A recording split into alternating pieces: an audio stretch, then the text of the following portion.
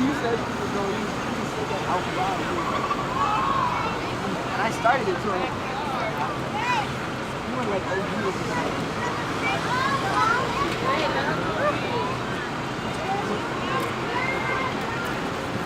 Stop wanting to fight.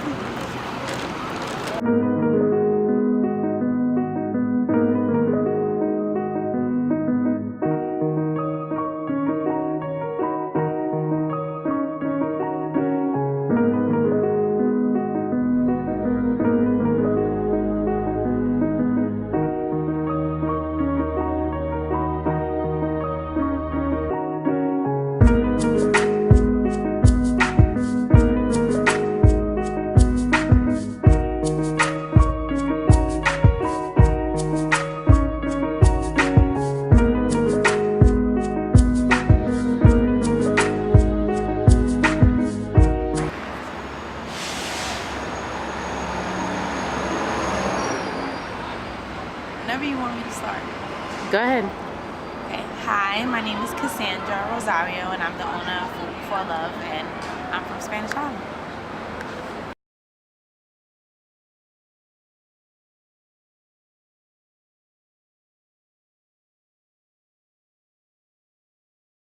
So, I am a rice and beans baby, literally. Like, I love rice and beans to death. It's what I grew up on. I guess that's what's popular here in the neighborhood. The neighborhood is pretty much mixed when I was growing up, Puerto Rican and black people. Now there's like Chinese people, white people, Dominicans, everything, you name it, we have it here. But there's a lot of staple restaurants in the community, like Cuchifritos, which is now La Isla, and they sell traditional Puerto Rican food. And I mean, I've been here my whole life. I went to school here, elementary school. My junior high school was here in Spanish Harlem. My high school wasn't too far away. And, you know, it's just a part of my culture. Food has been a huge part of my culture. Just knowing how to make, like, empanadas and having red meat for Thanksgiving instead of having a turkey or having it for Christmas. You know, it's just been a big part of my life. My mother cooks every day, all the time. So it's always been a big influence and a part of me to value that and value, you know, what those recipes are and what those moments mean and how important they are to family and, you know, just to keeping traditions alive and keeping, you know, my Puerto Rican culture alive and in essence keeping what Spanish Harlem is alive. So yeah. Is it always this busy? Yes, it is always this busy. There's a couple of schools in the neighborhood, and we're here, we're packed here. So yeah, it is always this busy and lively, and in the summertime it's 10 times as much as it is now.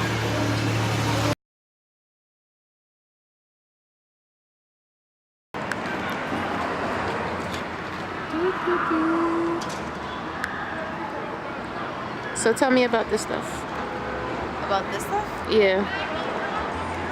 Well, they're just murals, and we have a couple of them in Spanish Harlem, and they all represent history.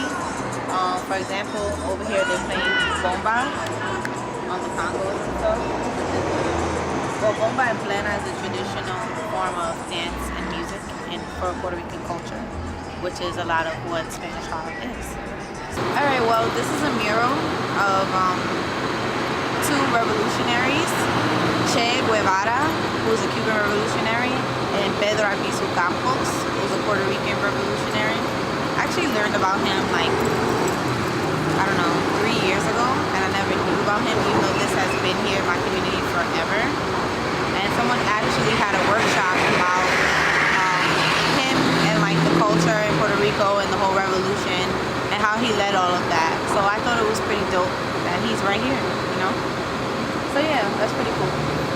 And our flags are similar, so that's why they have this whole thing going on.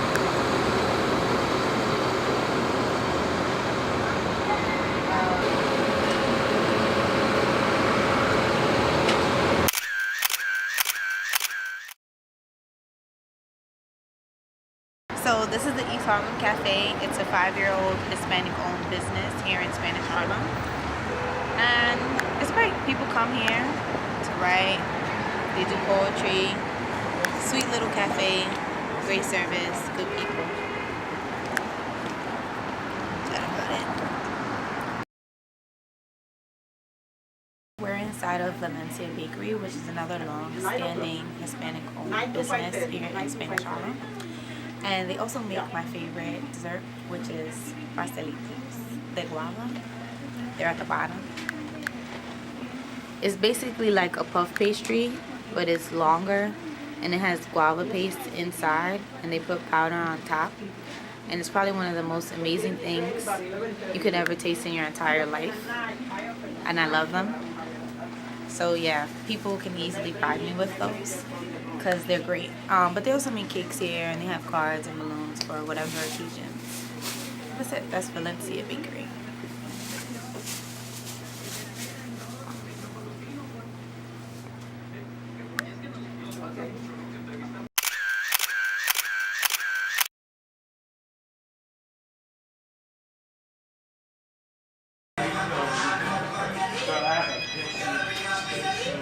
Okay, ready?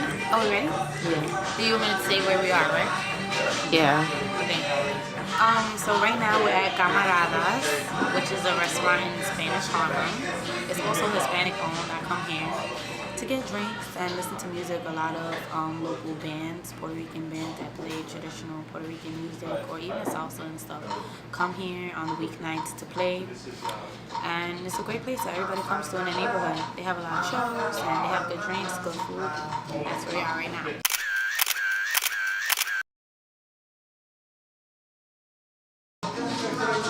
So I get asked often why food before love. I guess the origin for it really is that I went to college for food, for hospitality and service management. I wanted to own a restaurant someday. Food has always been a big part of my culture and my lifestyle.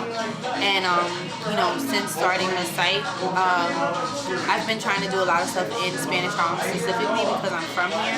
Though it doesn't directly influence why I started my site, I still want the site to continue to kind of remember where I'm from and what my history is and what's in my community. So I've been trying to do more events here in the community.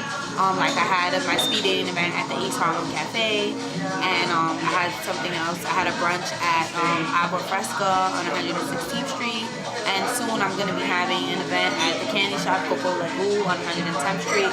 So I definitely want to get back into, you know, these are my roots. This is where I'm from, and I want to support local businesses, Hispanic-owned businesses, small businesses, and that's kind of the direction that I'm going with what I do.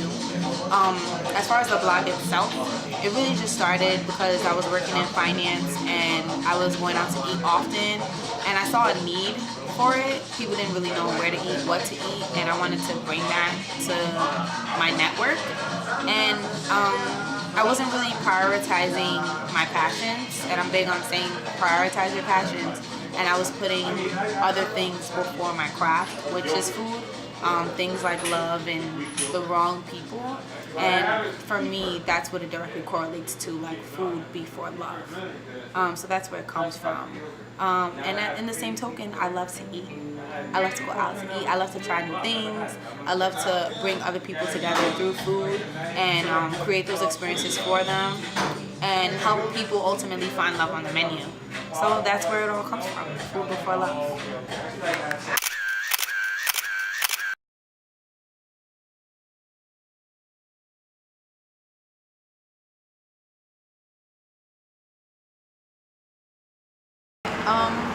So I've been living in Spanish Harlem my whole life, past 24 years.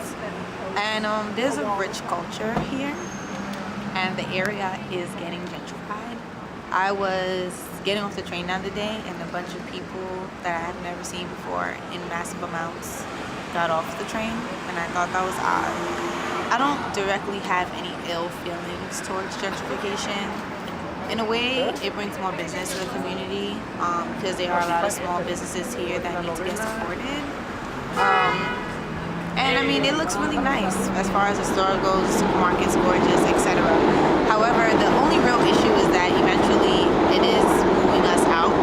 You know, all of us that live here, people that live in the projects, moving us out because we have to move out so that they can move nice complexes and stuff that, you know, I can't afford, that my neighbor can't afford.